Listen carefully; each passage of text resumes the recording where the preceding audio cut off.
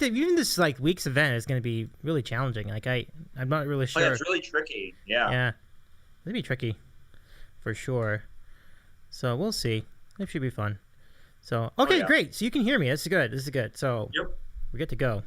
Yeah. The last like month or so, basically from the point I got this new computer, it was like doing this buzzing noise. So I think I fixed that. So that's good. Yeah. Yep. Yeah. Good to work all the technical difficulties out. That's for sure. No doubt. So what I'm going to do before we start is just going to rename all you guys for the purposes of the podcast. Hi, Mike. Can you hear us? Yeah, I can hear you fine, Dave. Great. That is really good. So I'm just going to put you down as Mike. Yeah, I'm doing it right now. Oh, you're doing it. Okay, that's fine. Yeah. I mean, I was on Zoom 5 days a week for the, let's see, the last 14 months. So I know it. Me too, man. It's yeah. It's almost over though. For apparently, I'm told. So we'll see. That should be fun. We'll see. We're getting there, but yeah, it's not still quite. Kind of the same idea though as what we were talking about. Like I was talking to John about the pool that we're in, and there's still a ways to go in our leg. And same idea with the opening of stuff. Yeah. We're not out of the woods yet. I know that. Well, I started a new job this week for the summer and then part-time during the next school year. And what's happening with that is like I'm online this week, but starting next week, it's 3 days in and then 2 days in, depending on what group you're in. So it's like 50% in the office. So that's what's going on with me, at least. Cool. Yeah, it's interesting. Like I don't work with a lot of people, and like we're all vaccinated, so it's like, all right, well, we're just all going to go to work then. So, but I guess you really don't have that luxury. And like if you're working with a lot of people or people that you really don't know, but it's definitely a tricky situation. Yeah. All right. So thanks for joining me a little early. Just make sure we can hear each other. So we're pretty much ready. So I'll go ahead and start. Thanks. Let's see.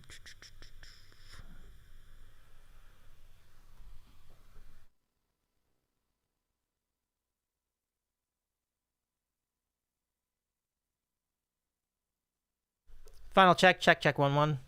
Just making sure we can get. Okay.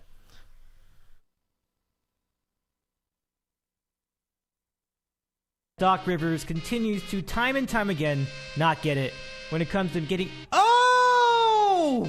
Let him play! You bet one bone to win 19. What site do you use where you can actually bet $1? They let you do 50-cent bets. Oh my goodness gracious. Yeah, literally, like he dropped Superman down like the drain, comes out, like, God damn it, Superman. I don't know, honey. I don't know where he got that from. From Los Angeles, this is Dave in the City, part of the DITCOW Sports Network. Now, here's Dave Medina. Good evening, sports fans, and a pleasure to have you here for the Big Golf Show. Good to have you with us from the Dave in the City studios at the home of champion Southern California. It's a beautiful, beautiful day out there, and on this beautiful day, we're going to talk some golf with everybody. I'm looking forward to hearing from everybody, and talking about champions. The championship of Phil Mickelson winning the PGA Championship is just wild. Nobody saw that coming, and I was talking with Andy on the board, and we didn't see it coming either. So it's going to be a wild time. So let's just get right to it. I don't think there's any reason to waste time over this. We are about to start our PGA Championship Recap show, and to start the program, let's just introduce all of our panelists. And of course, we start with. I see Andy in the corner of the screen, so let's just say hi to him first. How's it going, Andy? I knew Phil was winning when he talked about I called it. No, I'm still waiting for him to collapse. No, I hear that. I was, when he hit it in the water, like on the back nine, I thought, oh, here it goes. He's gonna blow it, but he didn't. Got to give it to him. So, good job out of him. So, let's introduce also to the program. We'll lead our way up. John in Connecticut, welcome back. It's been a bit. How are you doing tonight? Doing well, Dave. Yeah, thanks for having us back on, and definitely a fun tournament to break it all down. I don't think anyone saw Mickelson's win coming, and yeah, it's interested to hear everyone's thoughts. It was just a bizarre tournament in a number of ways. So excited to get into the drama of it all and some other stuff I'm sure we'll talk about. Yeah, we're going to definitely talk about a lot of cool stuff tonight. And Mike had some good ideas in our DMs about what we could do. I definitely want to get into that because with the win, you're talking about a guy who's going to end up having a very clear case for making the top 10, as Mike alluded to.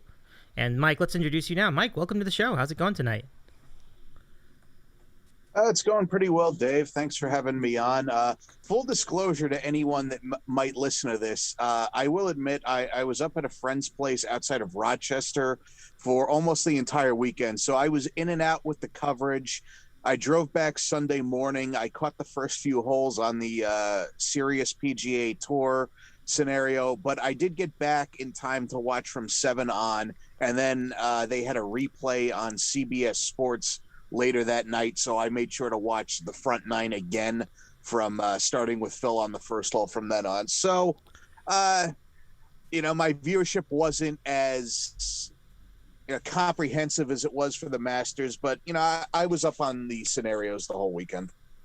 Well, in all honesty, I was not completely in on the first 2 rounds, but the second 2 rounds maybe a little bit more. But I was in for almost everything on Sunday. It was certainly... It was very, very fascinating to see all that. Like, there definitely was an era of like, is he going to do this, throughout the day? And then he did. So I just got to give him a lot of credit. He had a big lead as he was making the turn for the final 9 and held on. It's a good spot. So we can start with our champion, Phil Mickelson. Unbelievable. He rises up with his sunglasses on in the daylight, in the middle on the golf course, and he wins the PGA Championship. He does it with some slick shots, especially some shots off the sand. I mean, I think his scrambling was obviously very good. The putter was good to him, as far as I know. And let's go back to Mike, and let's just get your keys to the win. I mean, you mentioned a few key categories in which he excelled. So I'll give it to you for your thoughts on how he mastered this incredible moment for a 50-year-old, the oldest person to win a major, certainly the oldest to win the PGA. It's pretty remarkable. So let's get your initial outlook on how he did this. Well, Dave, generally there are 2 types of golf tournaments that draw compelling interest. One type is a tournament that has a lot of back and forth action, late lead changes, dramatic moments down the stretch. But tournaments like that don't really live on in history that much unless it's accompanied by a historically significant moment, or at least some sort of popular player that sort of lives on in history, rising to the occasion or even collapsing in the right occasion. A good example would be the 2011 PGA Championship. That was absolutely crazy, with Keegan Bradley and Jason Duffner, and Keegan Bradley making a triple bogey down the stretch, but then Duffner imploding and then going to the playoff. But no one really talks about that anymore. You can say the same thing about the 2011 Masters, where Charles Schwartzel birdied the last 4 holes to win, and you had seemingly a million guys. I mean, not a million, obviously, but 5 or 6 guys that could have won that tournament all in the last few holes. But no one really talks about that anymore. But then you have tournaments like the 1997 Masters, which, of course, was over going into Sunday, but it was the arrival of Tiger Woods.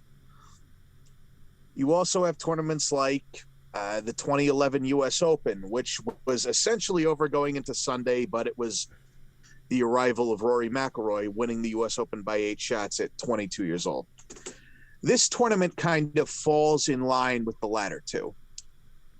Now, look, there was a chance of this tournament. It was in the balance on the 18th hole. Phil could have bogeyed, Koepka could have birdied, and we would have been in a playoff. But if we really look at it, Phil had a 5-shot lead after 10. On 13, he was standing in the fairway with a 5-shot lead before he put it into the water. But in reality, even though it did tighten up, he bought himself enough breathing room where we really didn't have a ton of drama down the stretch. But regardless of that, this is a tournament that is going to live on in history for as long as people are paying attention to golf. You know, even more significant than just becoming the oldest player to win a major to me is that, you know, Phil crossed this line, which I think many people thought would never be crossed, which is that a player eligible for the Senior Tour, which is now called the Champions Tour if we want to be proper, a player eligible for that tour winning a major championship, it's not something that really seemed all that conceivable. Now, of course, Tom Watson came close, but lost in heartbreaking fashion. But this is a momentous achievement that's really going to live on. And if we want to talk about how unexpected this was, or how this really came out of nowhere, this is far, far more of an out-of-the-blue win than either Jack Nicklaus in 1986 or Tiger Woods in 2019, both of those tournaments at the Masters. If you want to look at how Phil had done the last couple of years, well, I actually took the time to do a little research to get some numbers for this. Now, Phil actually started to play some good golf early in 2017. He was 17th in the world after he won at Pebble Beach.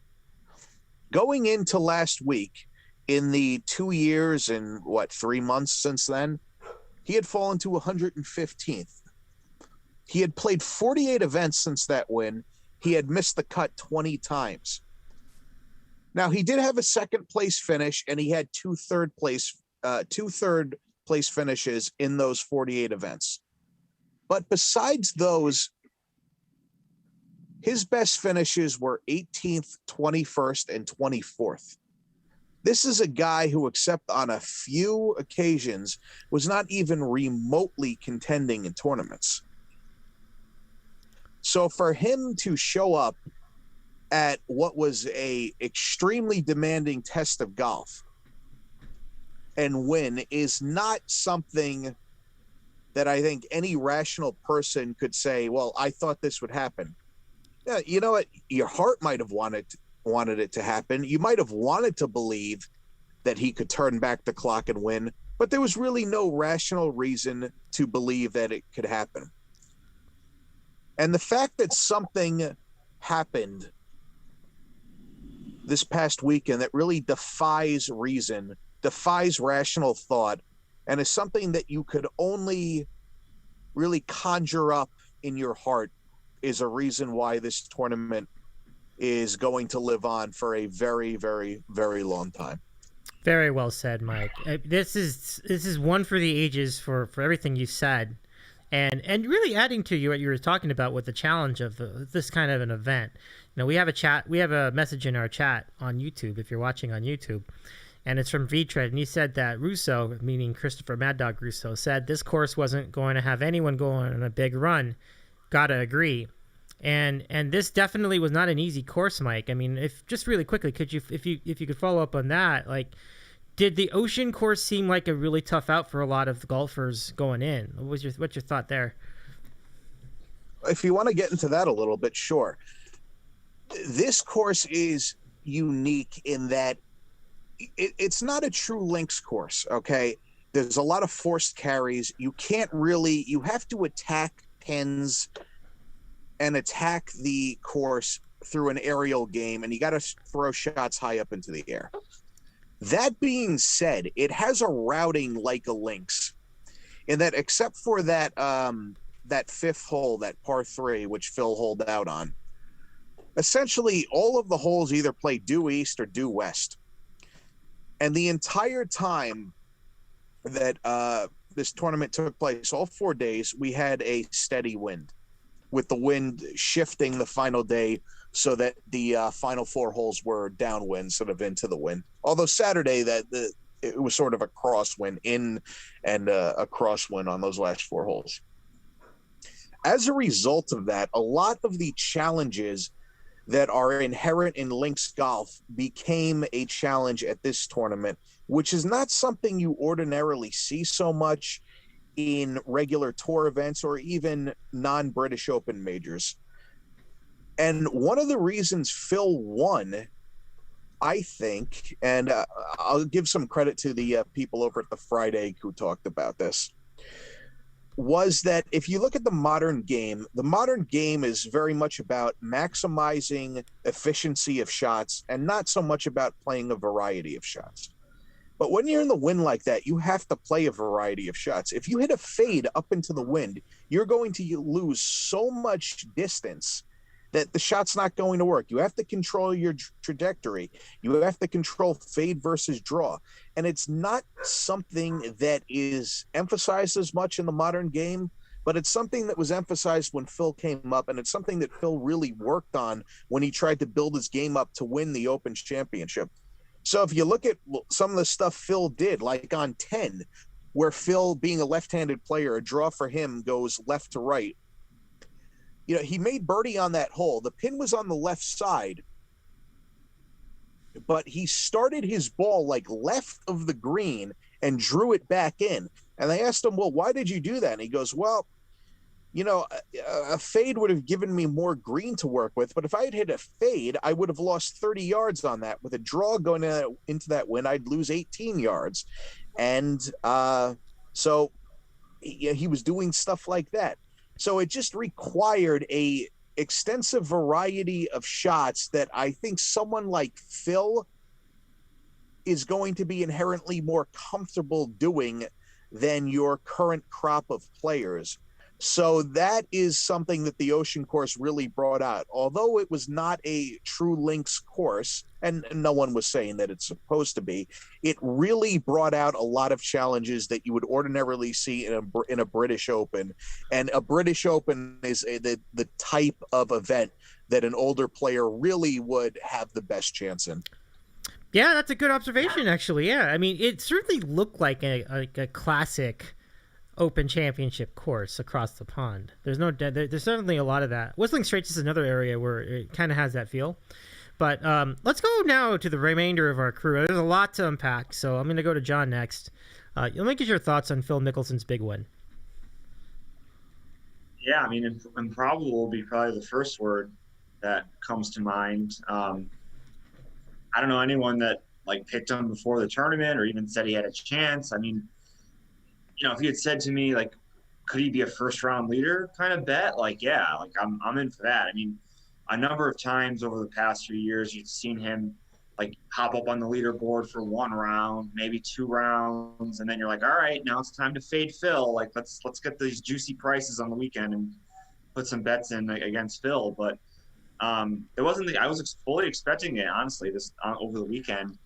And, you know, it didn't happen. And I think one of the keys to his victory was his play off the tee. And that was one of the things that he's had really struggled with, you know, over a number of years, is that he just could not keep the ball in play. He'd just be spraying it left and right. And he didn't finish great on the strokes gained off the tee metric. He still finished positive. So it wasn't a complete disaster. I think some of those tee shots that he hit in the water, I think one on Saturday on the 13th, and a couple other ones that he missed the fairway on, and really brought that down. But he was leading that category through 2 rounds, which was very impressive, especially for the way he plays. And that was definitely a key to his game. He's always been great with his short game, great with his irons, and that was really the kind of thing that's gotten him in trouble over the years. And that was a big part into his victory. And you know, when you look at it, there's a lot of points in the course of the 2 rounds on Saturday and Sunday where you thought, all right, well, here's the turning point when it's going to all fall apart from him. And when he goes up 5 strokes heading into the back 9 on Saturday, you know, then he puts it in the water on 13. He drops a couple other shots. And then even on Sunday, the very first hole, it's a swing between him and Koepka. And you're thinking, oh my goodness, you know, Phil could be on his way to an 80 here. And it just didn't happen. He hit the shots he needed to hit. The one chip in he had on the par 3, I think definitely kind of maybe settled him a little bit, and allowed him to, give him determination. I know I can do this.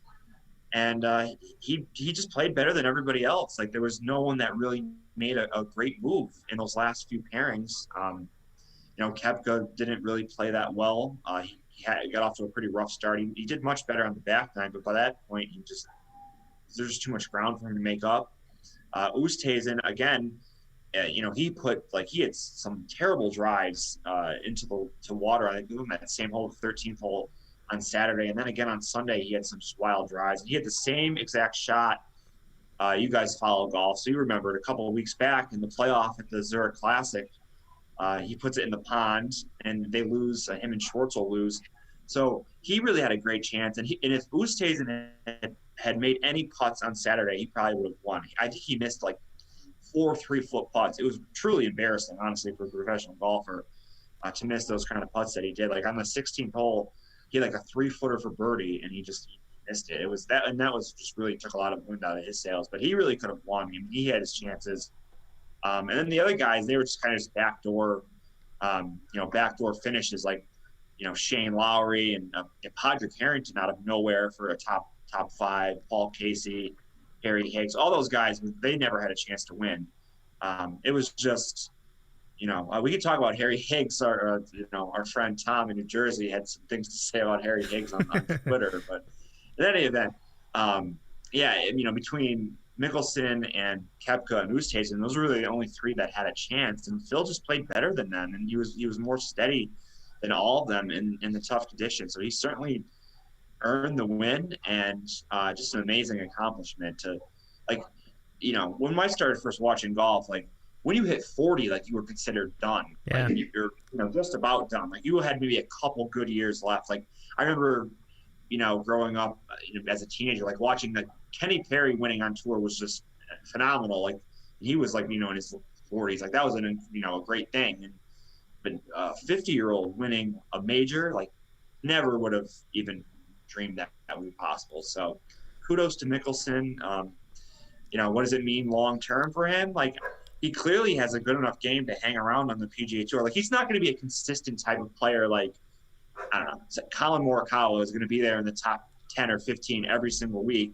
When he putts, he's going to win. Mickelson is more of a guy that's kind of like he's going to pop once every year for like a tournament like this. Which one's it going to be? Who knows? But he still has enough game to definitely play, obviously, on the main tour. And it just a remarkable win, and certainly one that we'll never forget.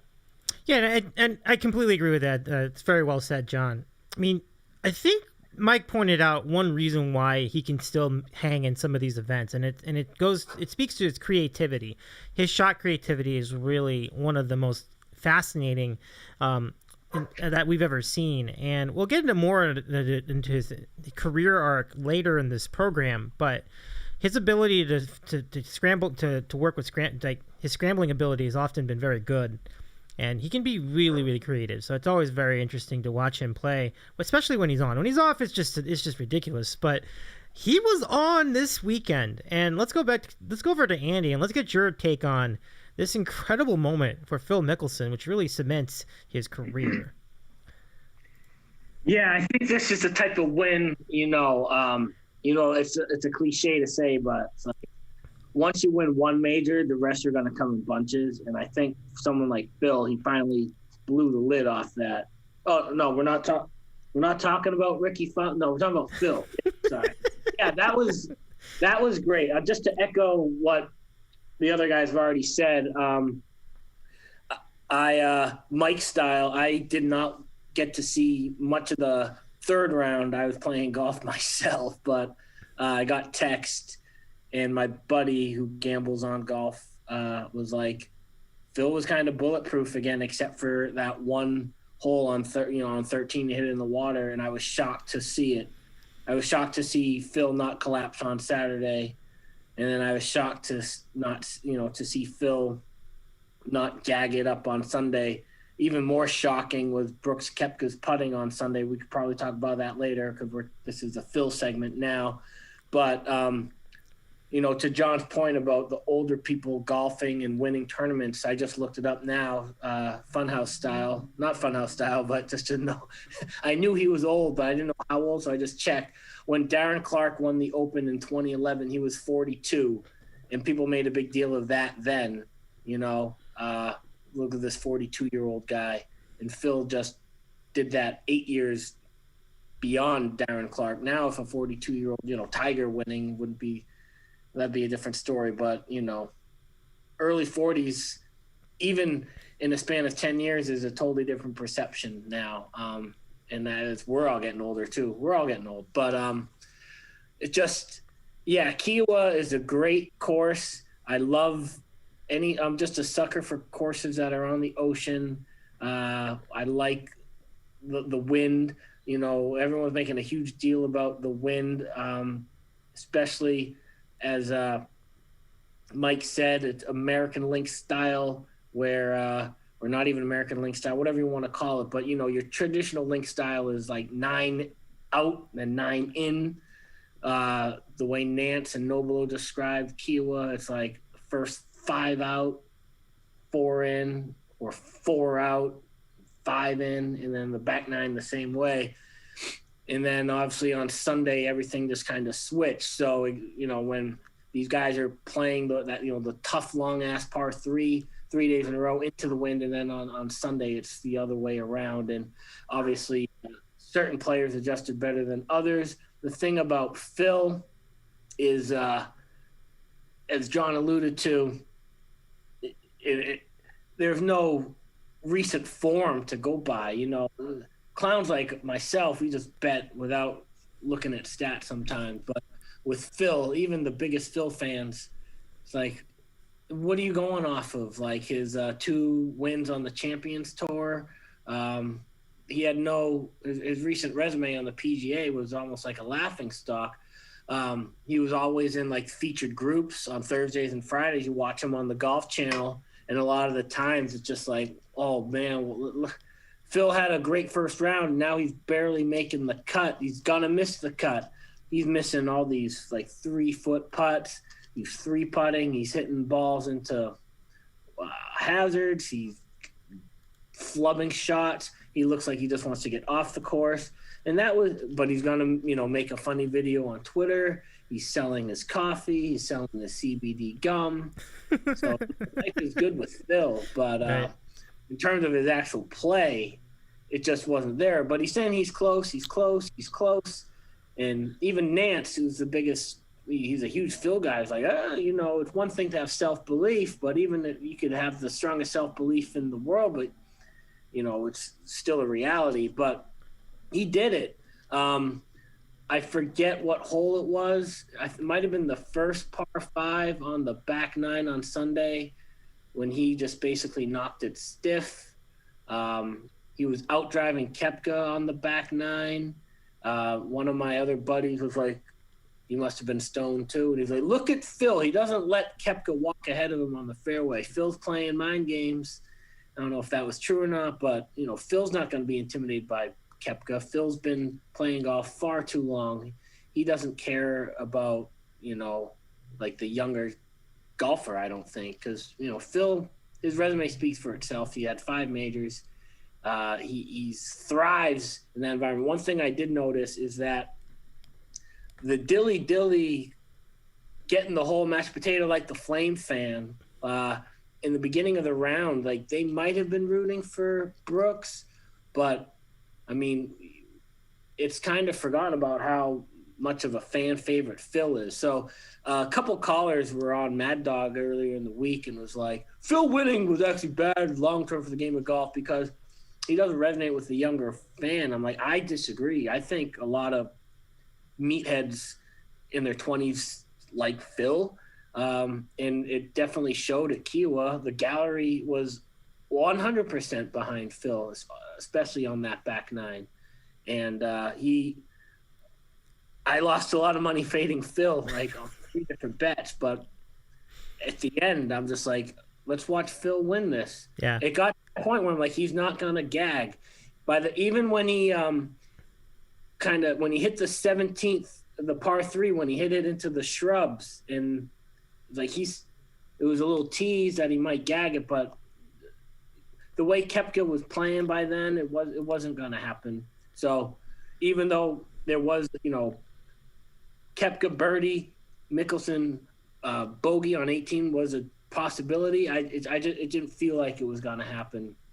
Koepka was just way too erratic on that front 9 on Sunday. And Phil, that things started to get a little weird, and like, wow, he might not go belly up when he sunk that shot from the bunker. That's Vern Lundquist. They dust him off for the PGA, and he just Phil Mickelson. He doesn't have to do much, but he's a legend. So good for Vern. Good for him. Good for Phil. It was just like you said. It's funny. I think all three of us had the same feel the entire Sunday. We're like, here's the part where he blows it. Well, here's the part where he blows it, and it just hasn't happened.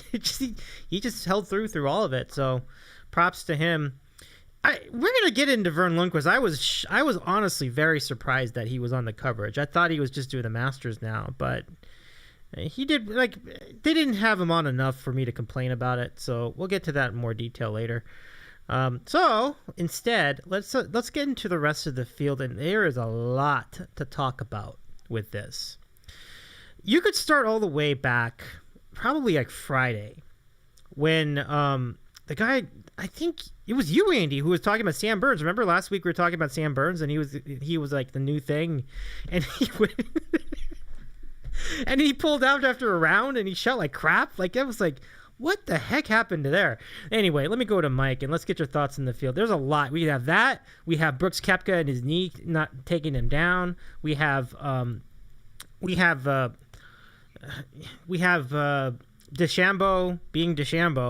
being annoying, of course, and a lot more. I do have a question from V-Tread, Mike, and I'm wondering if you might have an answer to this, because he was asking, with respect to your monologue, why is it sand areas and not traps with the different rules? I'm not. Maybe you might be able to fill us in on that too. But let's get your thoughts in the field, because there's a lot to talk about there. I guess I'll start with that question though. I mean, I don't have an exact answer. I wasn't sitting in the meetings, but my guess is that, look, the Ocean Course and Whistling Straits, they kind of have similar designs, right? A lot of native sand areas, a lot of bunkering all over the place. And they have these features where the waste sand areas kind of merge in with the more well-kept bunkers and whatnot.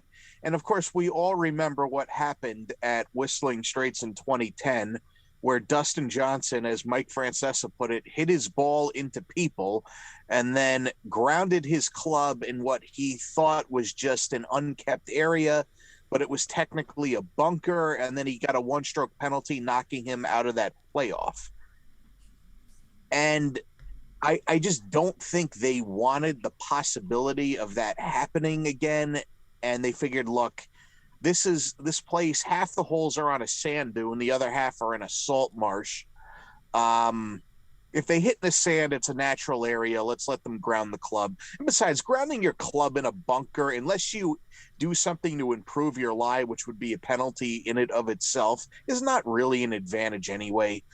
So, but I do agree that for some bunkers, it really didn't make sense. There were some that were clearly standalone where there wouldn't be a problem. But I guess it was just something for the sake of simplicity, so that they don't have some sort of high profile situation where something like that happens, where you confuse a waste area with a bunker and you get a fiasco like you did at the 2010 PGA. To get to the field, I guess we'll start with, there were four high-profile people who should have done well. Four high-profile people. I think three should have done well playing here. The fourth, we'll talk about. And those four being Dustin Johnson, Justin Thomas, Tommy Fleetwood, Xander Schauffele. All four of them went home on Friday. Now, Dustin Johnson, there's clearly something wrong with him. He's pulled out of a couple tournaments, and he said, well, I'm just trying to get some rest and whatnot, but I think he's clearly nursing some sort of injury that he's just not talking about.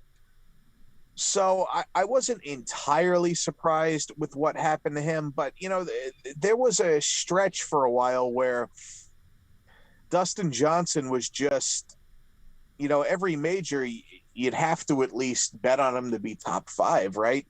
He was just playing such consistent high-level golf, but the last 2 majors, missed cuts. That's very surprising for the world number 1. But again, something's wrong with him clearly. Justin Thomas seems sort of tailor-made for this course, right? Extremely long. It calls for a lot of precision with your approach shots. We saw what Justin Thomas did at Sawgrass, which just one of the great ball striking rounds you'll ever see. And for a place that really seemed tailor-made to his strengths, for JT to be gone on Friday is also a pretty big surprise. And, generally with him, it's, for him to win the PGA in 2017, he hasn't really done much in majors since then. So it's a little surprising. Tommy Fleetwood, I thought, would have a pretty good chance this week. The upbringing in the British Isles, used to the windy conditions. We saw him play well at Shinnecock, and I felt like there would be some sort of translation between that place and this place, but again, he missed the cut. And then, of course, Xander Schauffele, who really has all the game in the world, but he did nothing this week. So that was surprising to see. I'll throw in a couple comments here. Andy alluded to this, that, the only thing you go on for Phil in terms of form would be 2 Champions Tour wins. But to really show you how little that would matter, and I don't think any of us are saying that it did matter, like John Daly has actually been playing pretty well in the Champions Tour the past few weeks, and he came out, I think he shot 85 and 86.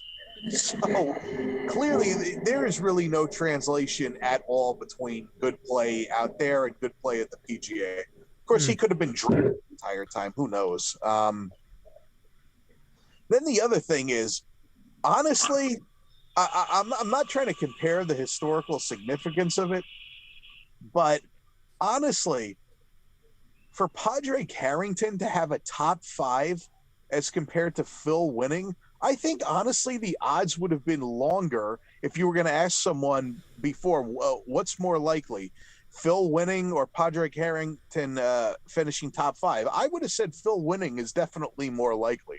So I don't know how the hell that happened. That came out of nowhere. And, I got a news alert on my phone on Monday, which reiterated that Padraig Harrington remarked that he will not be playing at the 2021 Ryder Cup. Well, you know what? Thanks for clearing that up, because I'm sure all of us were very confused as to whether or not Padraig would be playing on the Ryder Cup squad. Yeah, we really needed to have that clarified. So I guess that's someone got paid to write that, but yeah. Very well said. I didn't hear your comments on Sam Burns, but I'm sure the others will have something to say. So let's go to John next. And for these comments from Vitred, he says, this is from Junkie. He says, is that LT's lake house in that picture in our background? That's funny. And then Vitred said, too small. Too small. Happy birthday, LT. Happy birthday indeed. So let's see. Yeah, John, let's get your thoughts on the field as well, because I do want to hear what you had to say about all these scenarios. Yeah, so before the week, obviously you have to look at what happened at Kiawah the first time they played in 2012. I mean, I know it's a small sample size, but it could kind of give you somewhat of an idea of what kind of player you're looking for when you're doing your fantasy pools and picks and bets and whatnot. And obviously McIlroy won, but the leaderboard was littered with like random European guys. Like there was David Lynn, Carl Peterson, Ian Poulter was up there, just like lots of random Euros. And he had the same thing here this week with Harrington finishing up there, Shane Lowry. I actually did take Shane Lowry for a DraftKings scenario, so that worked out well. Casey backdoor to top 10, like that's his MO.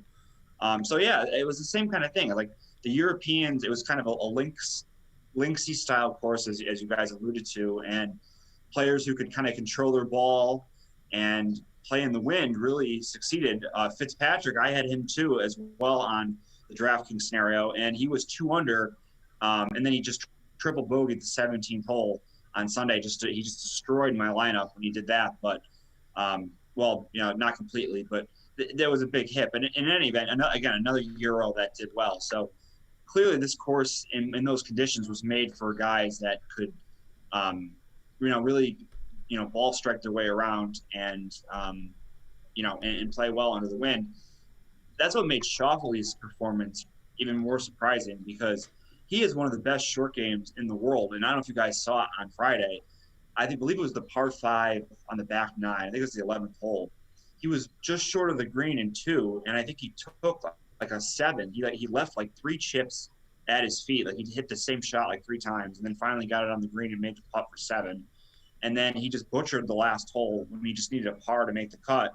And he's the kind of guy where like his thing is to make the cut like on the number, like 1 under the cut line, and then he'll play great on the weekends and get like, tied for 8th. He would have done what Abraham Answer did, like maybe not 7 under on Sunday. That was just an incredible round. But Schauffele would have got up into the top like 15 or so, I bet, if he had made the cut. But very, very surprising. He's so steady, and there's like not a weakness in his game, and that was just very disappointing. So I agree with that.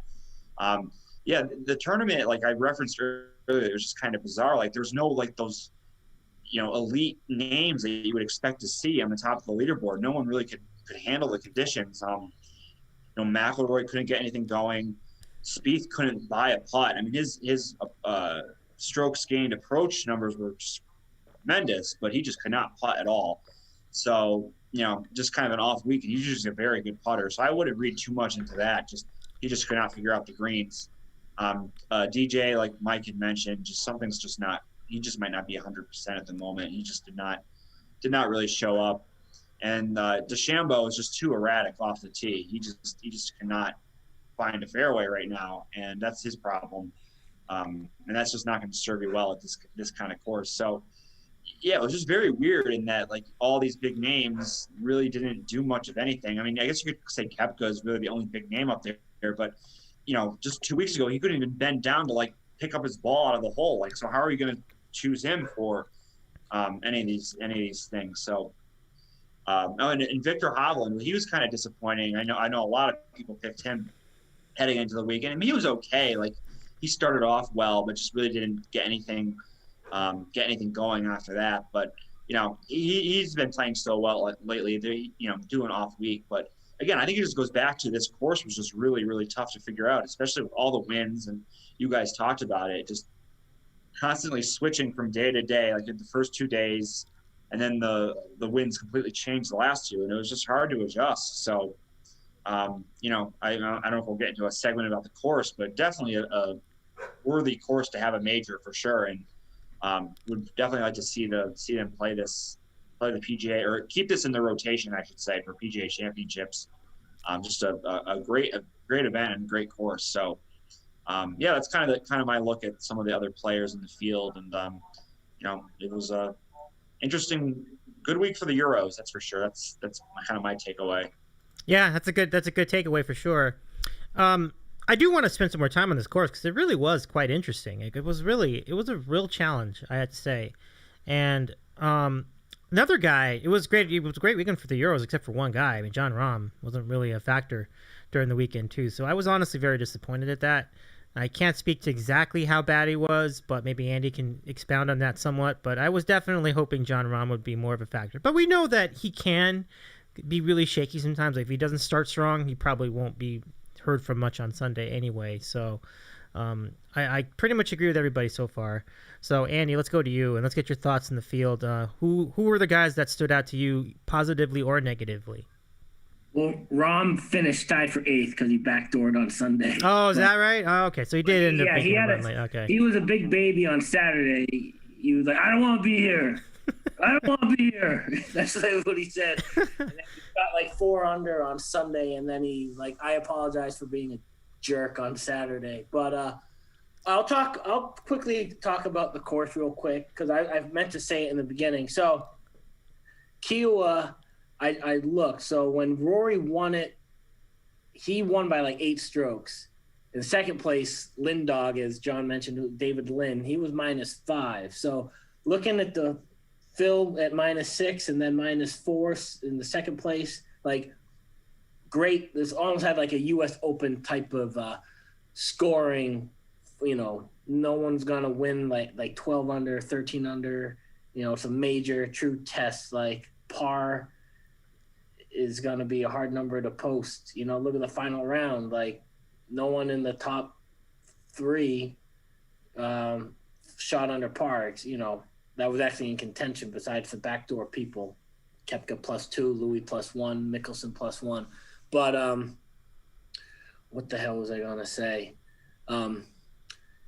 It's like because of the wind, because of how hard the course was set up, it's not like you were gonna see anyone like light it up on the back 9 on Sunday. I think the early morning coverage, they need a fun house because on Sunday morning, that was when Answer was going low.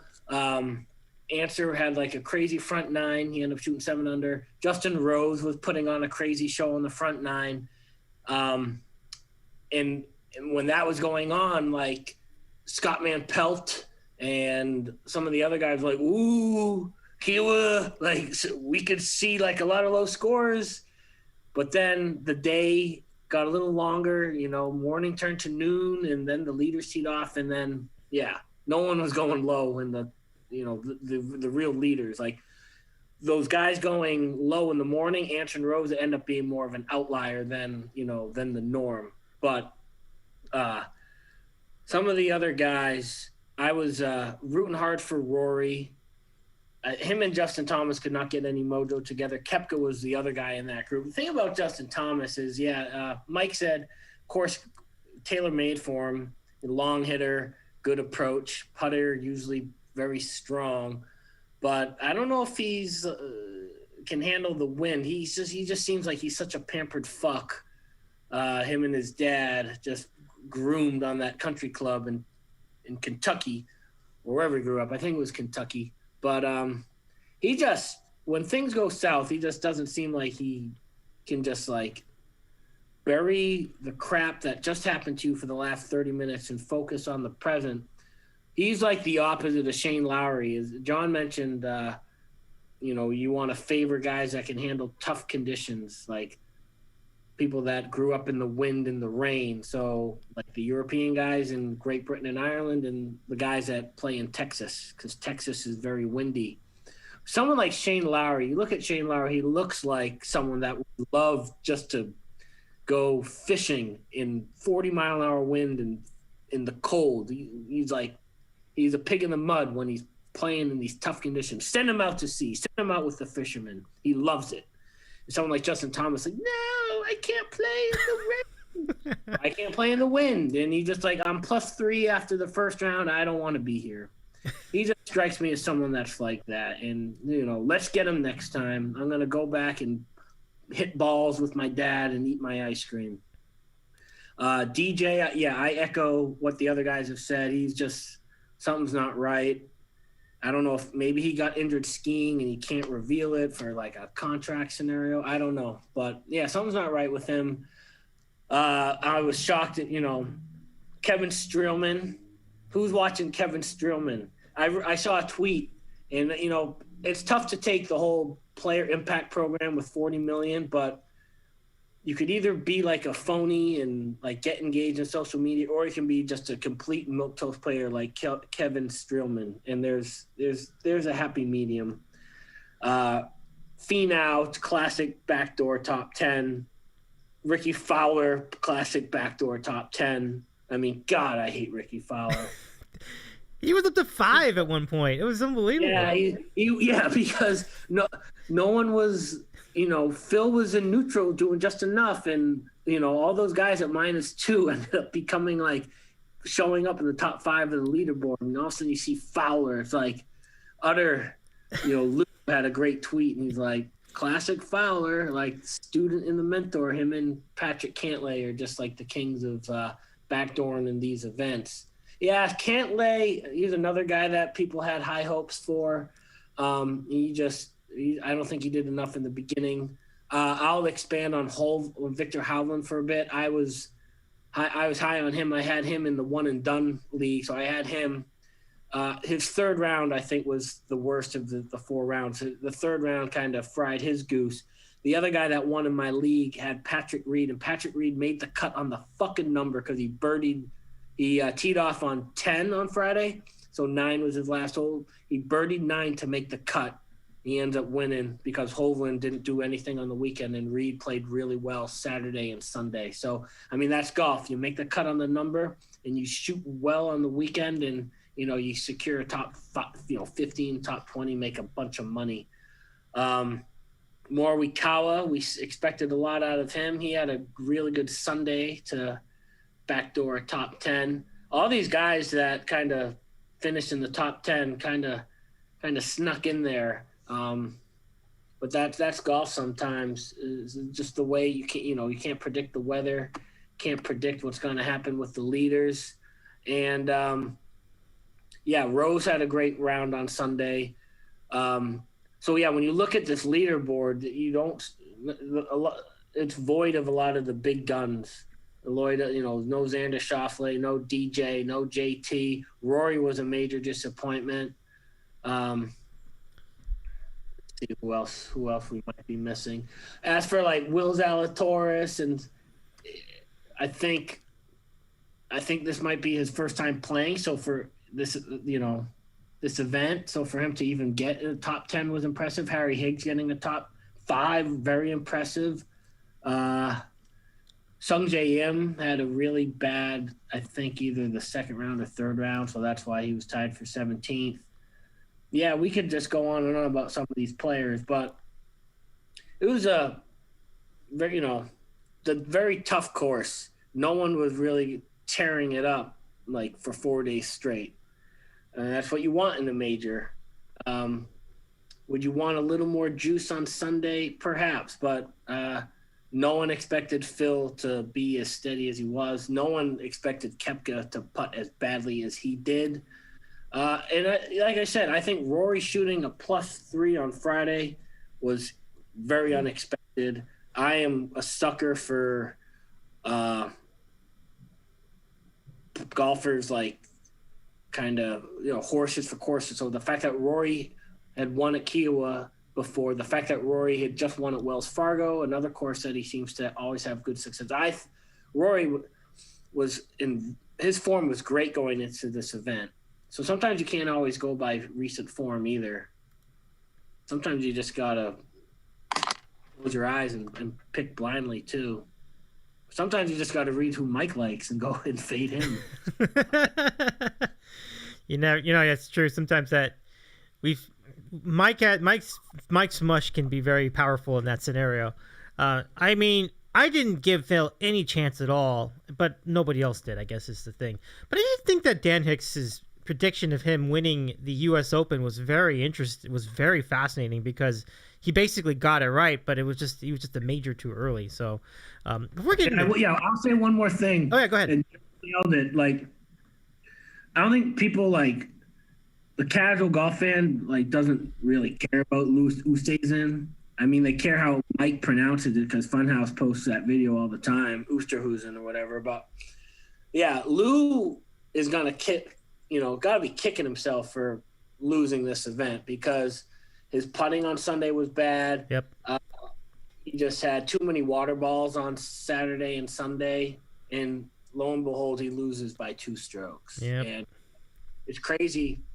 He has a really smooth swing, but when it gets tight, he has like the same miss as John alluded to, the water ball in Zurich, New Orleans, and then what we saw this weekend.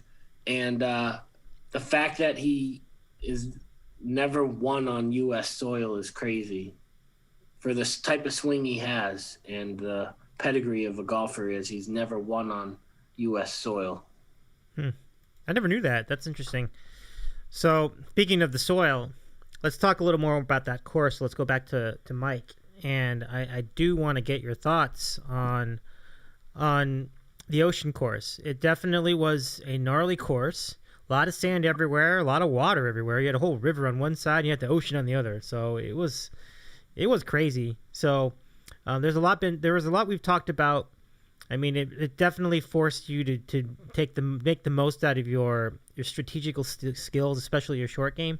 So, Mike, let's hear more about this course because it was really a big factor. And so, any more thoughts as far as the ocean course? Well, I mean, I discussed this a little bit. I actually somewhat extensively earlier, but I guess there is some more I can give you on it. Okay. You know, the story of how this course was built, I was actually listening to a couple of podcasts about it, is kind of crazy. Because what happened is they're building it in the late 80s. And it's like 1988. And, of course, the Ryder Cup is set for 91. And they had that famous Ryder Cup there in 91. So the only reason, though, that this is happening is because they were going to have the Ryder Cup at PGA West, the stadium course where the American Express is. But then there was a problem with that. So while they're building this course, they're literally rushing to finish this course in time. And then Hurricane Hugo hits outside of Charleston and wipes out all of the work that they had done.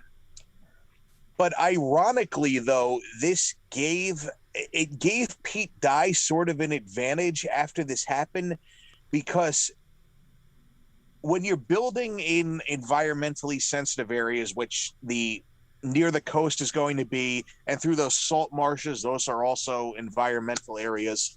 There's a lot of regulation and stuff that you have to do, and I won't bore you guys with the details of that. But what essentially happened is that the regulators were so busy with the cleanup for Hurricane Hugo that Pete Dye was able to do some things that he probably otherwise wouldn't have been able to do if they were really paying attention.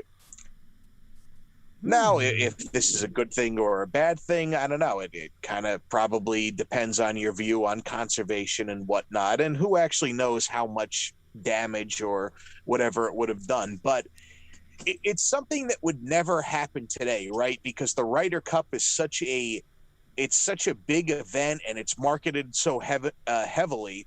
They would not go to a course where it's all right, maybe it's 60-40 that they will finish this course in time for the Ryder Cup to be held here. Like, that would never happen today. So it is kind of a crazy background.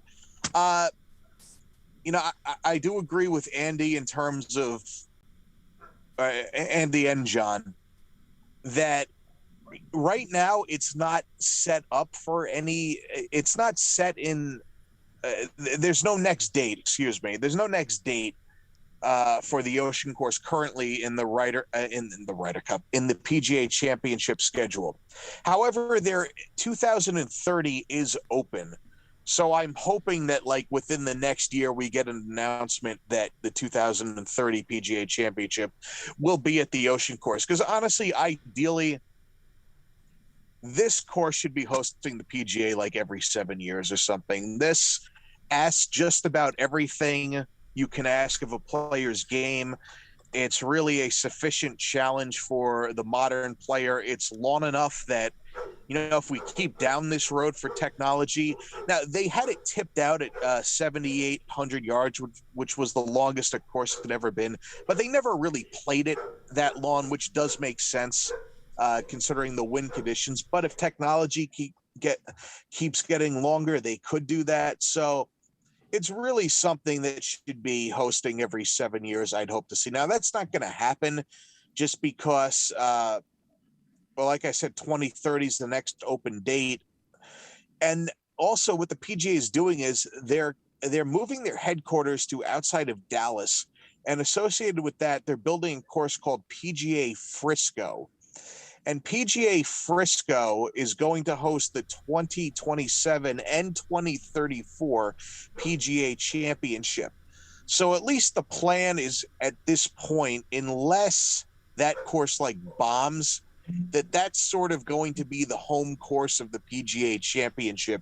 You'll see that every 7 years, and you'll have the rest in a rota. But I'd be very disappointed, though, if we don't see an announcement saying, hey, 2030 PGA is at the Ocean Course.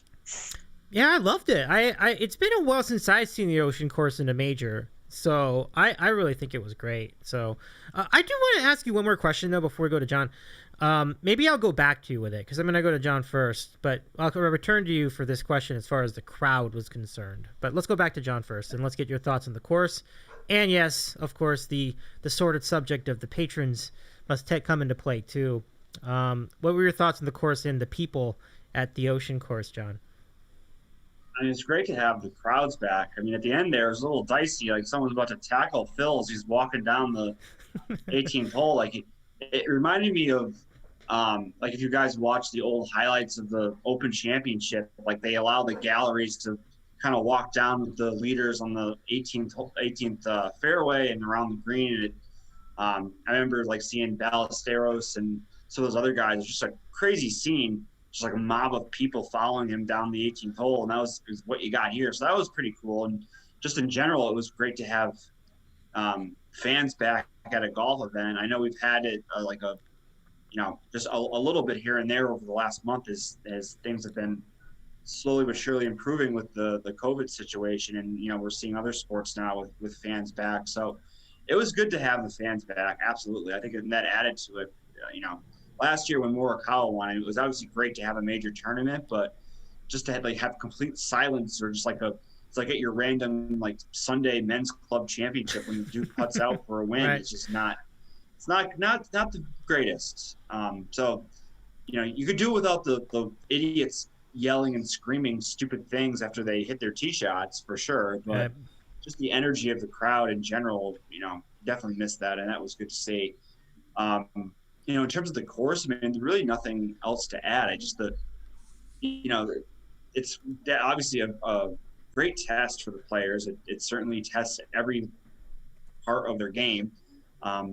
It's long. You have to be accurate on your approach shots. You have to be a heck of a short game if you miss the green. And so, and the greens, they obviously can't make them too fast because with the wind, it would just be completely unplayable. So that's kind of the one thing it negates bad putting, which made it even more surprising to see guys missing 3-foot putts on these greens. But I guess that's just major pressure for you. But yeah, I mean, and of course it's literally right on the ocean. You can see the waves breaking literally right off the hole. I think Shane Lowry was on the beach. I think on the first hole he hit it so far right. He was literally on the beach. So yeah, you really can't get much better than that picturesque setting, and then just the challenge of the course. It is kind of like the beach version of Whistling Straits, and obviously they're designed by the same guy. I know Whistling Straits is on a lake, so it's similar, but it's like the Atlantic Ocean version of Whistling Straits. It's a long, water side course designed by Pete Dye. So, yeah, I really enjoyed it. So I definitely hope they come back for future majors. And I actually did not know that about the PGA Frisco. That's kind of interesting. They better hope that's not a bomb of a course. So did not know that fact. We'll see how that goes. Yeah, I also was not aware of it. I wonder how. I'm just curious as to what a course like that would look like. It's kind of in the middle of a bunch of flat land, so I mean, Texas courses can be nice. We'll see. think we'll see a decent one coming up, I think, in the near future. But let's go back to Andy. Let's get your thoughts on the course. Yeah, I learned, you don't always learn something new every day. Depends if you're embracing the soak or not. Free education in the breakfast thread. But I did learn something new today when Mike mentioned on that. I had no idea that the PGA West in Palm Desert, or La Quinta, if we're being technical, was going to host a Ryder Cup in the late 80s or whenever, or 91. And I can only imagine, like, that course, it's hard. It's hard for, like, the clown everyday golfer, but the pros eat that course up.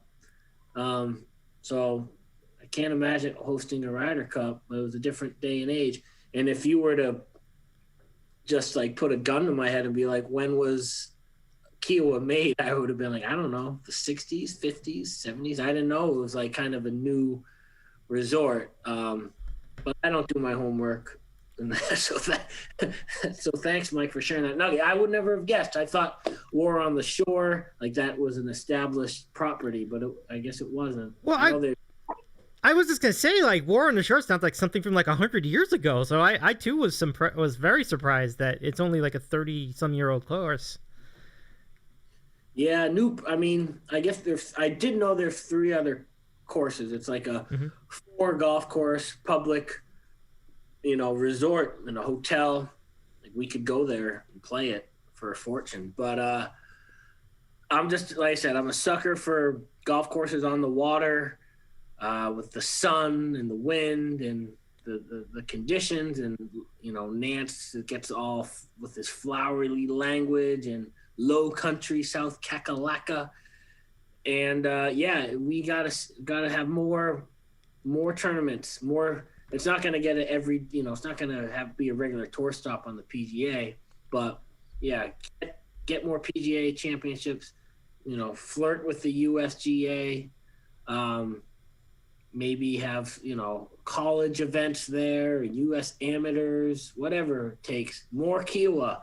I mean, we could play it on the video game, but it ain't the same. As for the fans, at risk of sounding like an old man yelling at the sky, like, I'm just not a big fan of mashed potato, light the flame, ride the spiral type of stuff. And now we're getting like, it's like a tag team. You get like one, you go, Phil, and then his friend goes, Mickelson. It's just like, God, shut up. I know. But it's never that's not going away, unfortunately. Like, I love to have beers too, but you're not gonna. I know, like, Francesca had this idea of like ban alcohol at sporting events.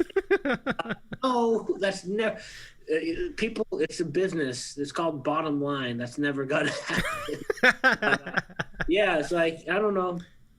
Maybe you could have stupid people to stop having kids. That's never gonna happen either. But right. You just have to accept it, unfortunately. But the mics are only getting better. So, as we know, because the mics players get in trouble because the mics are so good now. So if players are getting in trouble for saying things under the breath, it's only gonna, you're only gonna hear dumber things from people in the crowd. It's a good point. The technology's improved a lot. Technology is really good, but yeah, Kiawah was just as much of a star as Phil was. And I love that about certain golf courses. And I'm going to feel that way about Torrey Pines next month. You feel that way about Pebble Beach. You feel that way. I know everyone loves Southern Hills. I don't know enough about Southern Hills. Next year I'll be soaked up into Southern Hills in Tulsa, Oklahoma. But, yeah, a lot of good golf courses out there. Yeah, and it is interesting how, like, new ones keep coming to the scene and they start to really make their a name for themselves. So, Mike, just any additional stuff as far as the fans at the event. I'm probably not going to do. Oh, but yeah, let's just go on that now. I'm probably going to skip a lot of the media coverage stuff this time. But anyway, yeah, let's hear it. Well, to follow up on Andy's point, you're going to get plenty of soaking next year at the PGA Championship because, of course, they took the PGA Championship away from Trump National Bedminster after Trump decided to incite an insurrection on the U.S. Capitol. That apparently was the breaking point.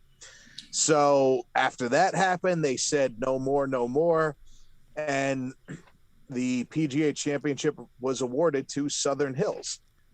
So I guarantee you, when this rolls around next year, you're going to get the usual crowd crying, cancel culture this, and it's not fair that, and liberal media, and blah, blah, blah.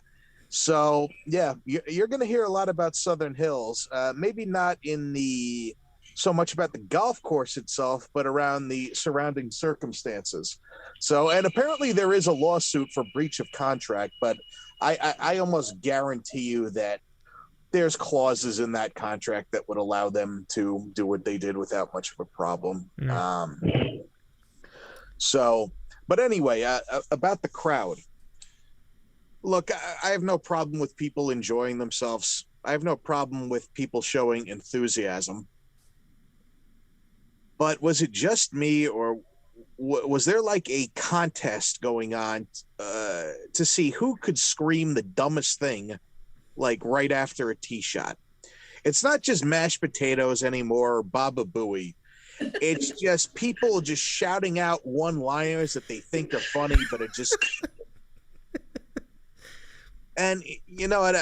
Trust me, I'm the last person who can talk about people drinking too much because I probably drink too much. But whatever, we all have our vices. But that crowd was just shit-faced. Yeah, I mean, you can tell. Yeah. And the PGA Championship, it's not for whatever reason. I'll tell you why I think the reason is. I was at the PGA Championship 2 days in 2016, and I remember being there on, I think it was Thursday, and seeing people double fisting beers at like 9 a.m. So the PGA Championship always has this rowdy element to it. That's never going to quite go away. I don't think it really should go away. If people start doing things that are like actually disruptive, then you got to toss them out. But I don't know. It's kind of the way the world is going. People try to draw attention to themselves, and they do it by doing stupid stuff. So people are going to yell stupid stuff. They're going to yell stupid stuff. It's annoying. It's not the end of the world. But yeah, there's a lot of that going on. Not to hijack the direction of the show, Dave, but are we going to do the top 10 golfers or? Yeah, definitely. I think we could. I mean, we're not going to do the media segment unless you really want to. Like, I just don't. No, I mean, I couldn't really do the media segment. I was too much dropping in and out. So yeah, I don't really have a lot to say. John, do you have anything to say as far as the media coverage? Yeah, I'll say a couple things. Okay. I'll just quickly. You cannot complain at all with the amount of coverage now. I think we talked about this last year. Now with ESPN on board, you pop on ESPN Plus in the morning. You saw John Daly looking like Santa Claus at 8 o'clock in the morning. You literally could watch every.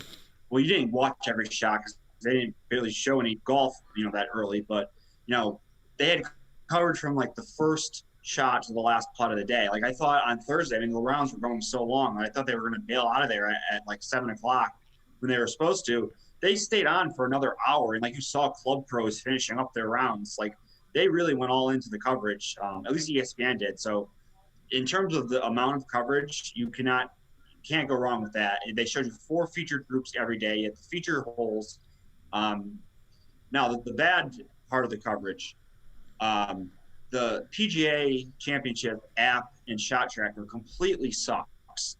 Now, I'm not asking you for, the Masters where you could watch video of every shot, every player, but give me a little something better than an app that is so far behind and it just doesn't update, and it's just you can barely. It's like a watered down version of the PGA Tour.com shot tracker, which is okay, but at least they have like a 3D thing. This was just terrible, so they need to improve on that. And then the CBS coverage, I don't know what you guys thought. I thought it was horrible on Sunday. Like, you could look on the leaderboard that was so far behind, and you would know like there's someone 2 holes ahead, and CBS still hasn't updated the shot or shown it yet. And I understand like you want to captivate the moment with Mickelson and everything else, but you could have shown guys playing the last few holes and how to see how the holes are going to play later in the day. I just thought the coverage on Sunday was just horrible. And CBS usually gets it pretty right, but I don't think they did well at all in this regard. So some good, some bad, but overall, I definitely think they could have been better with their coverage on Sunday. And like I said, the positive is the amount of coverage, and they definitely need to do better with their app. We'll see. The U.S. Open, if I remember, was not very good with theirs either, so we'll see what they have in store for next month. I gotta agree. I thought, I don't know if it was just I didn't really feel very satisfied with the coverage either. The CBS in particular. I can't speak to the earlier coverage, but it just wasn't clicking with me. I don't know. It's hard to explain, but it just didn't feel like you were there a lot of the time.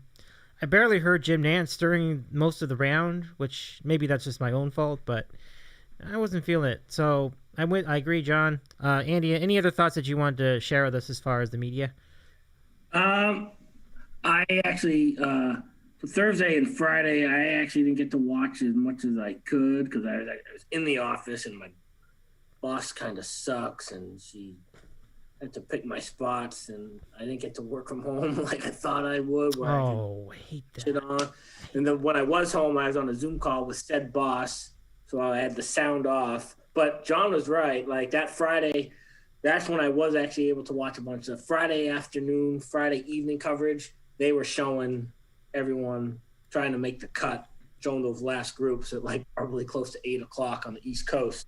But yeah, the app was slow. Like the leaderboards weren't refreshing. First world problem. But like, come on, refresh.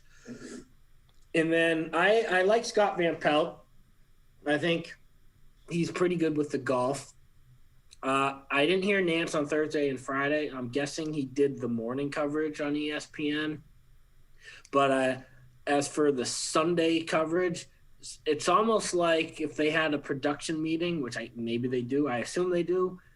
They might have like kind of the opposite of hedge. Put all the eggs on they put all their eggs in like the Koepka, Mickelson, like just them. It's just gonna be Koepka and Mickelson. They're gonna run away with it, mono a mono, and they almost put their eggs in that basket. And then like, oh well, they're not running away with it. And now we aren't really our resources devoted to like Oosthuizen and Streelman and the other guys behind them. They couldn't show their shots as in real time as they could have. And then they tried to like overcorrect it at the end. And next thing you know, you're watching Fowler come off, let's watch Ricky Fowler play his last 3 holes. Like, who cares? They made a big deal of the Fowler-Spieth pairing for some reason. They thought Spieth could make a run, but yeah, as you guys alluded to earlier, Spieth just couldn't get any putts rolling on the final round. But yeah, I actually didn't even hear enough Dottie Pepper over the weekend to criticize her. So until next time. Very well. I think that's as much as far as we need to go. I want to jump in with one more thing. Oh, sorry. I forgot to sorry. Go ahead. Earlier. I thought David Duvall was excellent. And I think if NBC was smart, they'd get rid of Azinger for Duvall. Now, I don't know if it's just because like I'm hearing him in a limited capacity and he could like really annoy me like Azinger does, but just from the limited amount I saw on ESPN and then what he does on the Golf Channel, I think he's great at this, and I definitely think he would do a good job as like a full-time analyst. That's just my opinion. Again, I could completely just be basing that off too small a sample, but that's just my feeling. I didn't really hear a lot of him on that coverage, but I look forward to hearing more of him later because that sounds like a big I mean, I trust your judgment in that, certainly. And so let's go back to Mike. And before we get into the top 10 discussion, I did want to get your thought on the incident between Brooks Koepka and Bryson DeChambeau in what was not supposed to be on the air, but somebody leaked it. The interview on Golf Channel. Well, it was supposed to be on Golf Channel, but then Bryson passes by him and he gets all pissed off over it. So let's get your thoughts on that scenario. I mean, that is one of the great bits of leaked footage. Certainly, I think it's sports history. I mean, it cuts through all the bullshit and all the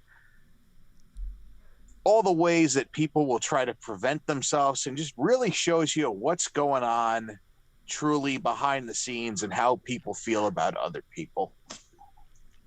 And, you know, what's great about that clip is that if you watch in the very beginning of it, you see that Koepka is like looking off to the side and then immediately rolls his eyes before a question is even asked. Right. And of course, the second DeChambeau walks by, you see him just close his eyes and just have this look of absolute frustration. And then just to make the comment, he's like, lost my train of thought with that fucking bullshit. So the thing is, I couldn't make out if DeChambeau actually said something to him or if DeChambeau was just talking to himself or anything. But you know what?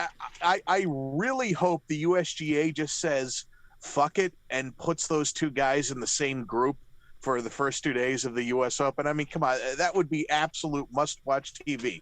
And I mean, hey, remember the USGA, they put like 3 fat guys in the same group and people thought it was insensitive when they had Brendan Dion, Kevin Stadler, and I forget who the other guy was in the same group. I mean, if they're willing to do that, they've got to be willing to throw DeChambeau and Koepka in the, in the same group. That would be great to see. I do wonder who. Unfortunately, the clip is gone now. Oh, really? Oh. Yeah. It's owned by NBC, and they put in a copyright claim, so it is now down. I mean, I'm sure some people have it. Plenty of people, I'm sure, see it, but it was there. We all got to see it. You know, one of the funny theories I heard was that it's obviously said in jest, was that the real reason that DeChambeau, bulked up was that after him and Koepka got into that big argument about DeChambeau's playing pace, that he bulked up so that it wouldn't be so easy for Koepka just to kick the shit out of him if they ever came to blows. So I don't know. That would be a pretty interesting fight to watch. They are pretty big guys, both of them. So just fingers crossed that the USGA, puts maybe, I don't know, this feeling trying to be proper aside and just gives us what we want. I love this. They got to happen. And it doesn't have to be in a major. Just make it happen. Just put them together. Oh, you want this in the U.S. Open? Oh my goodness, that is going to be television for me. Okay, so that's a great idea. Can we close the thread as far as Dan Hicks and his great prediction? He just got it an entire major early. Like, do you give him credit for that, Mike? I don't know, really. No, I mean, listen, look, he said, I think Phil can win the U.S. Open. Right. We were both kind of like, no. Right. But Phil won the PGA Championship on a course that, frankly, it did play like a U.S. Open because the winning score was 6 under. It was a par 72. That means the winning score is 282. On a par 70, 4 days, the winning score is 2 over. So, I guess you give him a little credit. Now, Phil's not going to win the U.S. Open, but it was certainly one of those, wow, that was kind of interesting moments. Yeah. All right, so let's get to the top 10 discussion. I would say this, because you're asking, you're speculating that because of this win, Mike, that Phil is now solidly in the top 10 of all time. And I agree with you. I don't think he is in the top 10, but you don't? Go on with your point. Oh, no, interesting. He's very close, but I don't think he is. Okay. I thought you were going to go there. Well, I thought that there was a chance he'd be in there anyway, even before this tournament. But certainly he's got an amazing case now. I mean, it's hard to win an event that old. I mean, even Tiger winning when you said 42. I mean, that in and of itself was remarkable, just to think of anybody that old winning a major. And the Masters is certainly not the easiest thing to win. So it's a very interesting discussion. I think what he's done for Mickelson's legacy, what he's done for his own legacy in winning that tournament is enormous. And I think that's kind of what you're getting at, I think, and I agree with it. So I'll give it to you as far as your thoughts as far as all-time top 10 now. All right, well, I'll run through it very quickly, and then I'll get into more about Phil. So I would go Jack Nicklaus, Tiger Woods, Ben Hogan, Bobby Jones, Sam Snead, Arnold Palmer, Tom Watson, Gary Player, Byron Nelson, Lee Trevino. That's my top 10. I have Walter Hagen, 11, Phil Mickelson, 12. Now, I think the top 3 is very clear, some order of Nicklaus, Woods, Hogan. Then I think 4 through 8, Bobby Jones, Snead, Arnold Palmer, Tom Watson, Player. I don't think anyone's going to have any of those guys outside of the top 10. Where it gets very interesting is this next group, which Nelson, Trevino, Hagen, Mickelson, Seve, Gene Sarazen, Nick Faldo, and then if you want to go back to Harry Vardon, maybe you can have Harry Vardon. The reason I don't have Phil in the top 10 is I look at Byron Nelson. Byron Nelson won 11 straight tournaments, and he won 18 tournaments in a year. Byron Nelson played with Hogan and Snead, and he retired early in his early 30s. Byron Nelson was the best with competing against Hogan and Snead. He had dominance in a way that Phil never had dominance. Now, I don't want to get into the whole which era is better, although if you want to make that argument to put Phil in the top 10, I guess you could. And then Trevino. Trevino also won 6 majors. You know who finished second in 4 of those majors? Jack Nicklaus. Think about that. Jack Nicklaus finished second in 4 of the 6 majors that Lee Trevino won. He beat Jack Nicklaus 4 times in majors, went head-to-head with them and beat him. Did Phil ever beat Tiger? No. That, to me, puts Trevino in the top 10, and also the fact that Trevino is, besides Hogan, maybe the purest ball striker of all time. Listen, it's a very, very difficult list to get on. If you want to get into which era is better, I mean, who do I think is a more talented player, Gary Player or Phil Mickelson? It's Phil Mickelson. But Gary Player won 9 majors and won the career Grand Slam. How do I keep Gary Player off the list for him? So that's my top 10. I think Phil is very close, but the problem is that you just have these 8 guys that I think have to be on the list. Then you have Byron Nelson, who had the most dominant season ever and has 5 majors. You have Trevino with his record against Nicklaus and the same number of majors, also playing in the 1970s where it wasn't as deep, but the top level competition was incredible.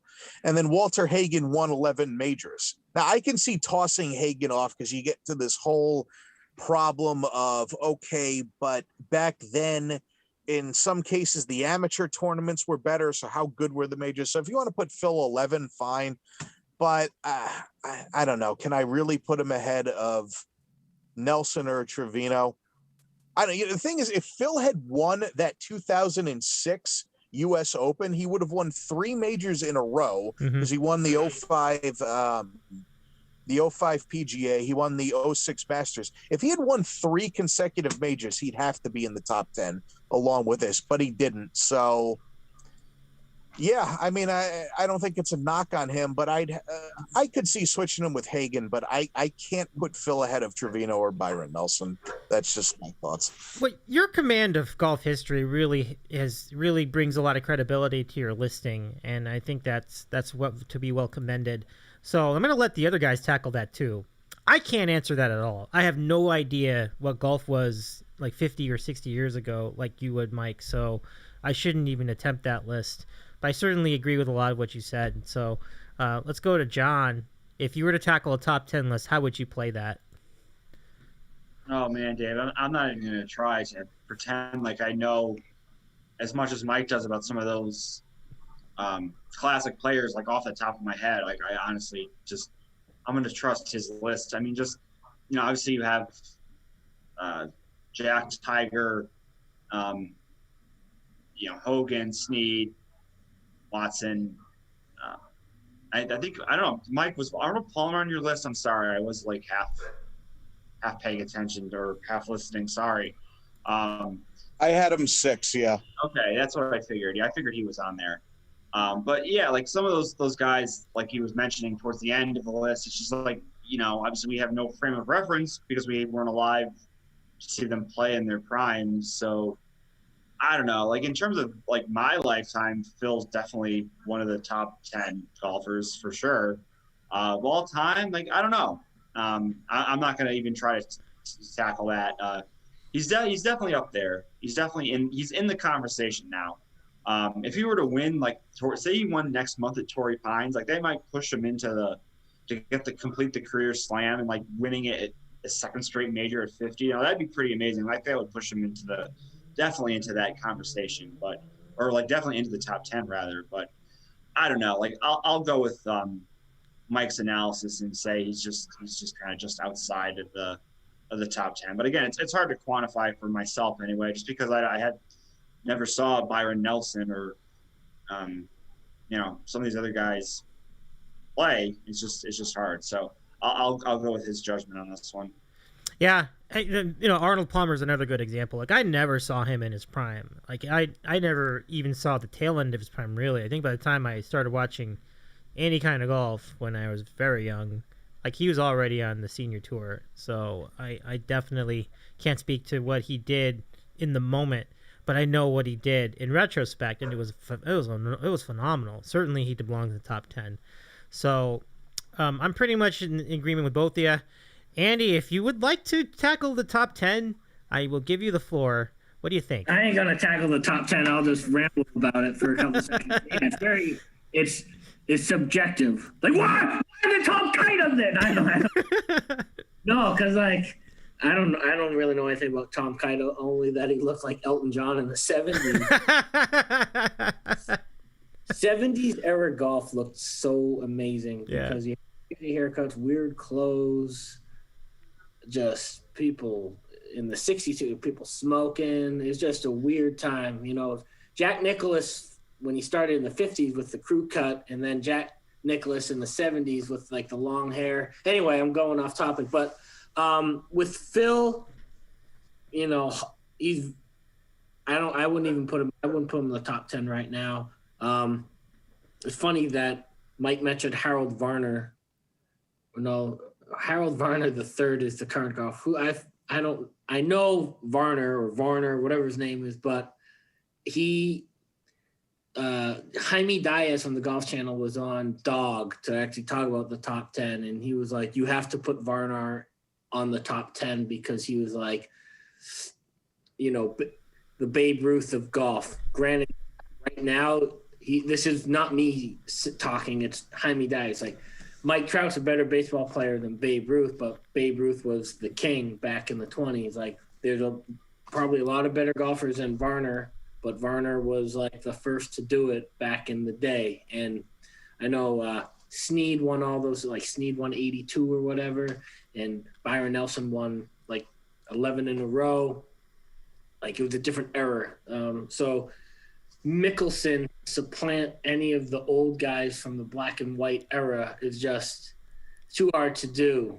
It's too hard to do because those guys were legends. And obviously the original big three with Gary, Jack, and Arnold, like Phil's not supplanting those guys, and he's not taking Tiger, as you guys just pointed out. Like, that's a great fact. Like, Mike, you should call up Dog with that. Like, the Trevino majors that he won with Phil is with what's it call it with Nicholas is number 2. Like, yeah, Tiger, Phil never won his majors when Tiger was like right under him. So Phil, great career. I'm not taking anything away from him. God damn it, all those majors, but top 10's top 10. Want to do top 10 NBA players? I mean, we can. No, please. But golf, I think, is an interesting conversation because you've got tangible data to work with, and it is, yeah. I mean, if you could really break it down, I mean, you could take out the Excel spreadsheet and the VLOOKUP because it is an individual sport. So you really probably could do it if you really wanted to dig into the data. You could probably turn this subjective activity into something really objective. Yeah, that's sports, as they say. So I think is that everybody? I think we did tackle this from everyone. So that's pretty much. We're getting close to the end of our time here, so we can do a little bit on the road ahead. But I mean, the biggest thing I can think of is like the Charles Schwab and the Workday and stuff like that. So Mike, I'll give it to you and let us to share what's coming up. Well, we actually do have a pretty good stretch coming up, at least I think. Okay. Yeah, Charles Schwab at Colonial. It's usually a pretty good tournament. A lot of history at this place. Then we have the Memorial, which is at Jack's Place, and that's always a good event on a really good course. Also, after the Memorial last year, Jack redesigned the course and did a lot of work on it, so that'll be interesting to see what was done there. And then there's that Palmetto Championship at Congaree, which is not far from the Ocean course, much further inland though, and that course is a top 100 course in the country. And that's going to be a one-off replacing the Canadian Open. So that'll be worth checking out.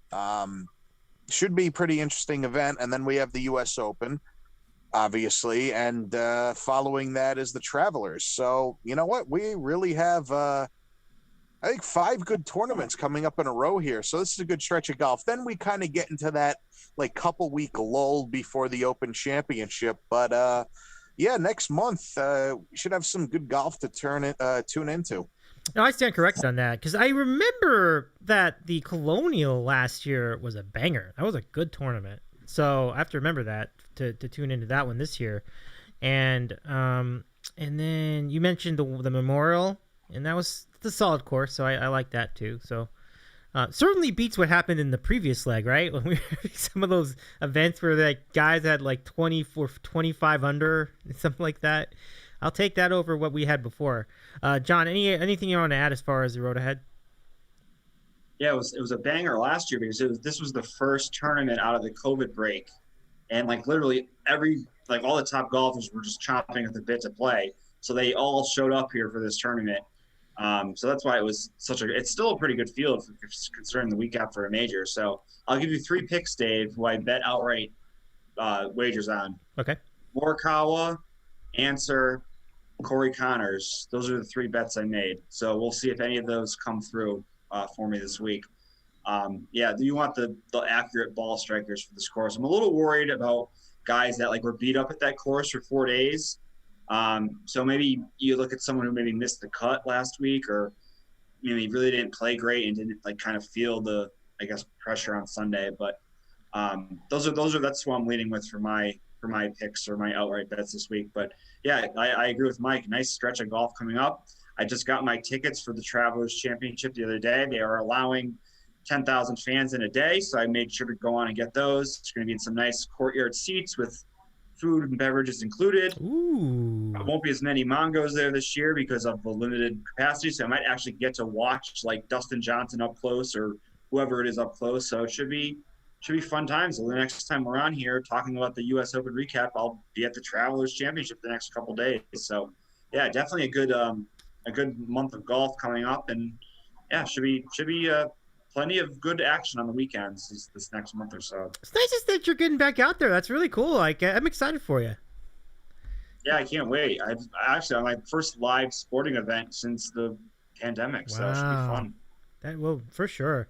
All right, Andy, let's get your thoughts on the road ahead. Yeah, I'll be into this tournament Memorial Day weekend, watch some golf, play some golf, do other stuff. But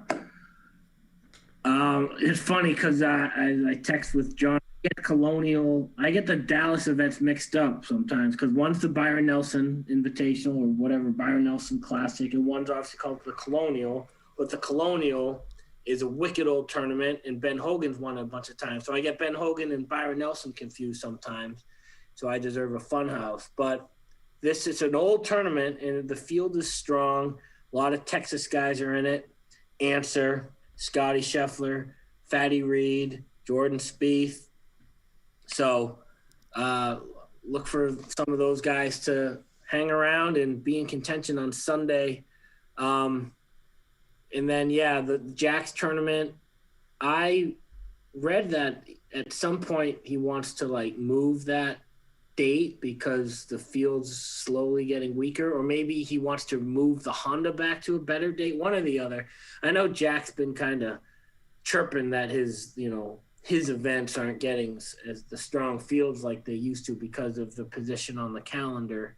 So it might have been the Honda. I don't know. But, the Memorial Tournament's always good. I guess in that part of Ohio, there's always chances of thunderstorms. So I hope they don't push up the tee times that weekend. That's always annoying. And Dave, I know you're a big food guy. The Memorial, Murfield Village, that golf course is famous for their milkshakes. That's a true story. You could Google that if you wanted to. The players love their milkshakes at Murfield.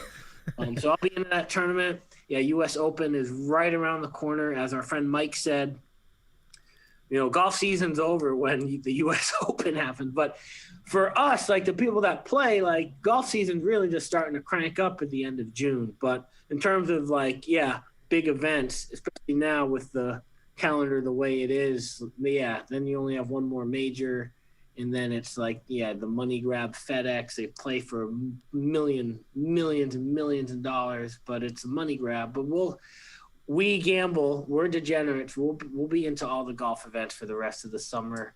Even the freaking Rocket Mortgage Classic and the fucking 3M up in Minnesota, the Wyndham in Greensboro.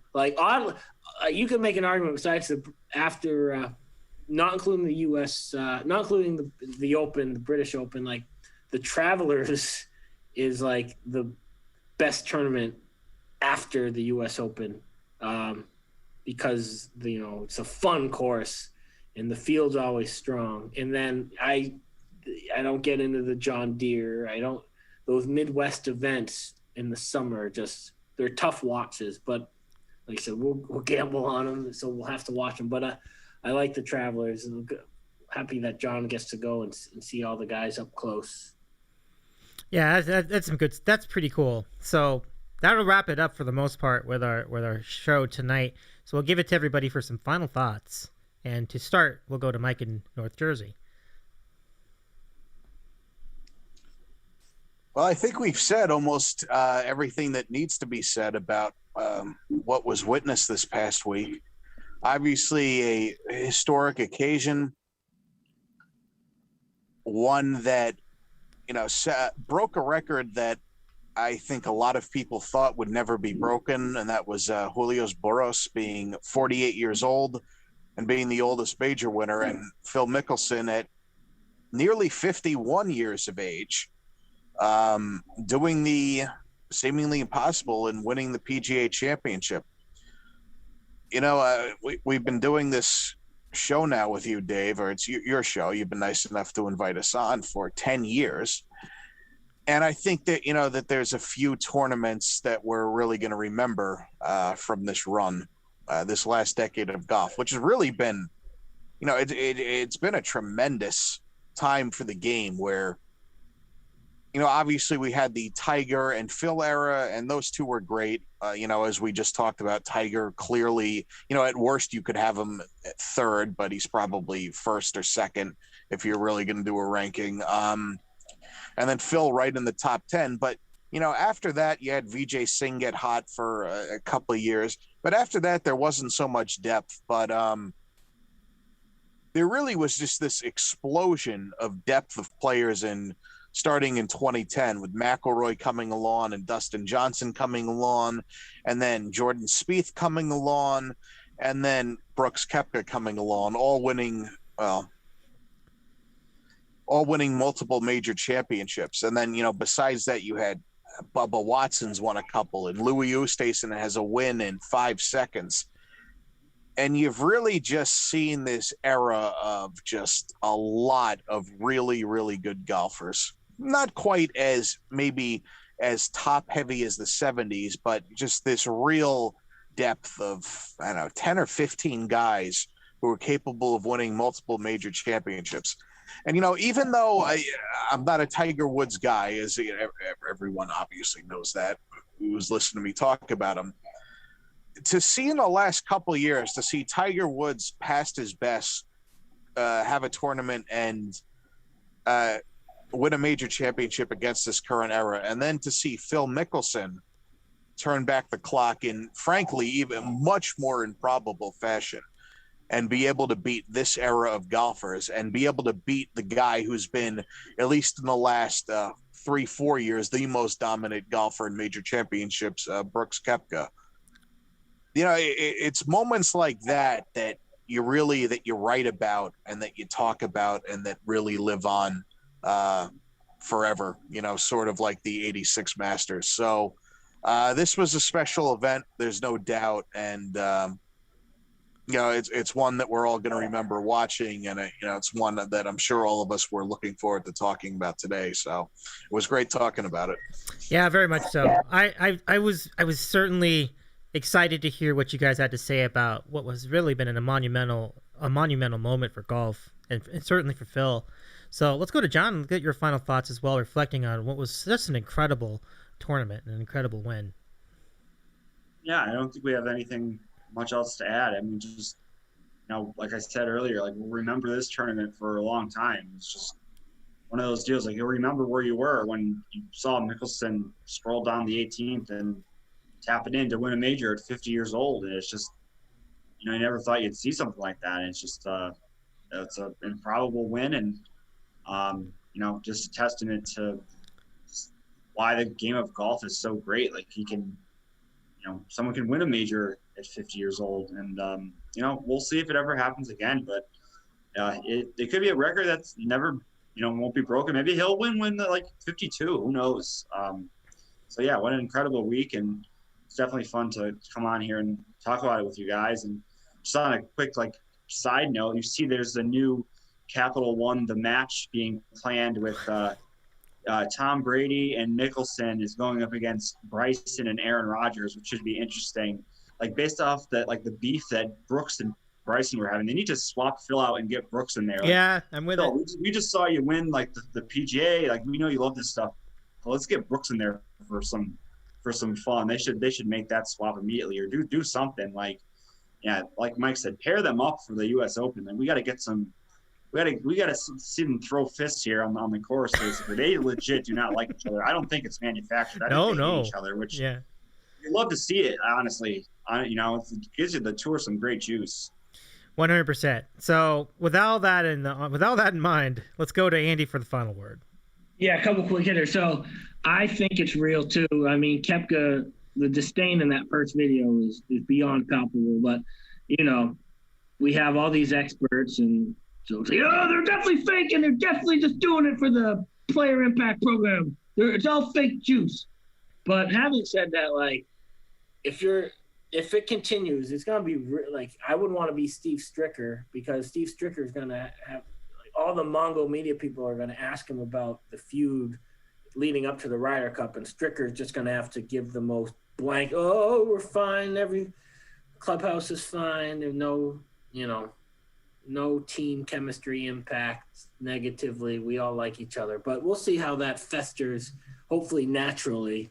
But I was one last thing when Mike was breaking down the different type of tournaments, and the ones that have juice you'll remember than the ones that you remember just because of the sheer margin of victory. I know that he did not include the 2014 U.S. Open won by Martin Keimer, because Martin Keimer is the most boring. He's one, because he plays golf like a German BMW, efficient, no nonsense. But I remember that 2014 U.S. Open because Tommy was like, why are you even DVRing this? I'm just going to spoil it for you. Keimer won, and it's boring, and there's no juice.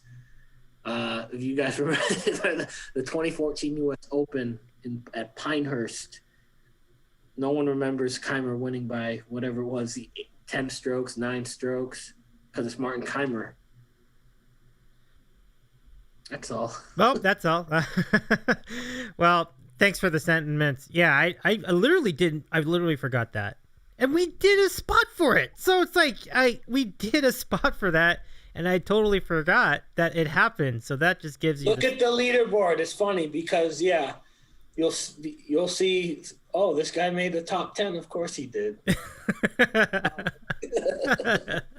I love that. All right, guys, this has been a lot of fun. Thank you so much for doing this, everybody. Have a great rest of your weekend. We'll be back again, hopefully, pretty soon for the U.S. Open recap. Take care, guys. Thanks, Take Dave. care, guys. All right, fellas. guys. Talk to everyone. Peace. Take it easy. All right. Well, that was great. Thanks, everyone. Mike in North Jersey, John in Connecticut, Andy in Seattle. This has been a really fun time. So I want to thank all of you guys for tuning in, everybody, whether it was on YouTube with video or whether it's here on the podcast with just the audio. I really appreciate your continued support of the DITCOW program. The city thanks you for your participation. So to say goodnight for now, I think we have a very interesting show next week, potentially. I'm going to reach out. We've been talking about it already in messages, and I think Captain and Beebs want to do a random questions. So we will honor that. I want to do random questions next week, both of them. We'll hopefully the next time you hear from me, it'll be with those two, and it'll be full-on random questions time with both of those guys. Well, stay tuned on the Twitter for more on that. At DITCOW. On the web at ditcow.com, and look for Dave in the City Out West on Apple Podcasts. We will see you next time.